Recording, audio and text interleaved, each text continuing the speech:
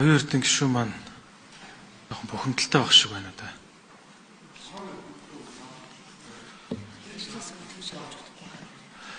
Та гинэд сэрсэн юм шиг өнөөдөр парламентын дархлаа гэж ярих ирэхгүй.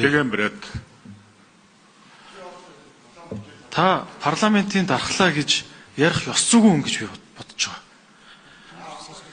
Та хамтарсан засгийн газар байгуулад тэргүүлэхдээ хамтарсан засгийн газрын нэрийдлэр сөрөг хүчингү болгож ардсан намынхаа албан тушаалаар бүтээмжийн менежер гэдэг нэрийдлэр албан тушаалаар амыг нь таглаж жинхэнэ парламентын дархлаанд халдаж өөрийнхөө эсрэг дуурсан их хурлын гишүүн Лодоо Самбуу өөр бусад одоо гишүүд байна. Баярмаа, Анар, Инх Төвшин гэд эдгээр гишүүдийг та хар бэхийн хонглоороо болвол явуулсан гэдгийг би хэлээгүй, энэ гишүүд ч өөрсдөө хэлсэн шүү.